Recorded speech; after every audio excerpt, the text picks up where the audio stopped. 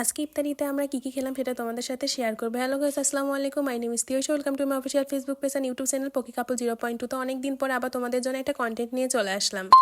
রাতে ডিনারের জন্য আমি প্রথমে কিছু খাবার রান্না করে নিলাম। তো আমি এখানে আমার ড্রেসটা অনেক বড় ছিল বিদায় সাইডে আমি বেঁধে নিয়েছিলাম, তোমরা কেউ কিছু মনে করো না। তো আমি এখানে আজকে রান্না করব হচ্ছে হাঁসের গোশ, মুরগির গোশ, রুই মাছ এগুলা। তো আমি তো হচ্ছে হাঁসের গোশ খাই না, সেই জন্য আমি ফার্স্টে হচ্ছে আমার মুরগির গোশটা রান্না করে নিচ্ছিলাম। আর সাইডে হচ্ছে বড় আপু একটু আমাকে হেল্প করতেছিল।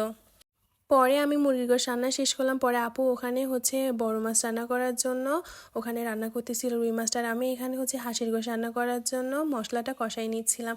আমার শ্বশুরবাড়ির মানুষ আমার রান্নাটা অনেক পছন্দ করে, সবাই বলে যে অনেক মজা হয়েছে। তো আমাকে কাটাকুটিতে হেল্প করতেছিল হচ্ছে আমার আম্মু, মানে আমার শাশুড়ি আম্মু। তো সাইডে আপু দুধ জাল দিচ্ছিল আর আমি এখানে ওই রান্না শেষ করে চুলা রান্না করতেছি। ইফতারি টাইম যেহেতু হয়ে যাচ্ছে, তারপরে এই তো চুলা রান্না করতেছি। আর রান্না করতে করতে আমরা সবাই এত মজা করতেছিলাম। আমার সাইডেও আম্মু হচ্ছে আমাকে ডাউল বেটে দিচ্ছিল। পরে আব্বু তরমুজ আনলো, তখন আমি আবার তরমুজ সুন্দর করে কাটতেছি। তারপরে আব্বু পেয়ারা দিল, পেয়ারা কাটতেছিলাম। তো পেয়ারাটা অনেক শক্ত ছিল, সেজন্য আর কি আমি ভাবলাম যে আমি করব না। তারপরে আপু হচ্ছে বললো যে তাহলে তুমি উঠে যাও, আমি হচ্ছে করি। তারপর বললাম না আপু থাক থাক, আমি নিজেই করতেছি।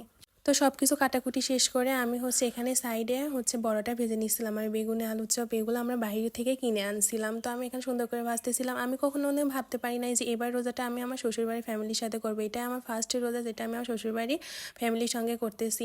এর আগেবার ছিলাম হচ্ছে আমি আম্মু আব্বুদের সাথে, কিন্তু এইবার আসি হচ্ছে আমার শ্বশুরবাড়ির ফ্যামিলিদের সাথে। থাক, প্রতিটা মেয়েদের জীবনে এমন দিন আসবে কোনো না কোনো দিন। সব কিছু আমি সাইডে হচ্ছে রেডি করতেছিলাম। বড় আপু, শরণ, স্বপ্নিল সবাই আমাকে হেল্প করতেছিল। তো এখানে হচ্ছে আমি এখানে আমাদের আরও শ্বশুরবাড়ি সংখ্যার মানুষজনকে অনেক মিস করতেছিলাম। ছোট আপু, ছোট ভাইয়া, সাফওয়ান, সওদার প্লাস বড় ভাইয়াকে। বড় ভাইয়া তো দেশের বাইরে থাকে আর ছোট আপুরা ঢাকাতে থাকে, সেজন্য আমরা সবাই একসাথে ইফতার করতে পারি না। ইনশাল্লাহ এর পরের বছর আমরা সবাই একসাথে ইফতার করব। তো আমরা এখানে সবাই বসে সব কিছু গোছাই নিচ্ছিলাম, যার যার মতো। আপু সব কিছু মাখাই নিচ্ছিল, আব্বুকে আলাদা করে দিচ্ছিলাম যে আব্বু আপনি আপনার মতো খান। তারপরে যে জীবনও বসে গেছে, আম্মু, আমি, আপু, স্বর্ণ, স্বপ্নিল, আব্বু সবাই একসাথে ইফতার করতেছি। কিন্তু এখানে ছোট আপুরা থাকলে আমরা আরও বেশি ভালো লাগতো যে পরিবারের সবাই একসাথে। কিন্তু কী করার, যারা দূরে থাকে তাদের তো আর পাওয়া যায় না। কিন্তু আপুকে তখন ভিডিও কল দিয়ে বলতেছিলাম আপু তোমাকে আমি অনেক মিস করতেছি।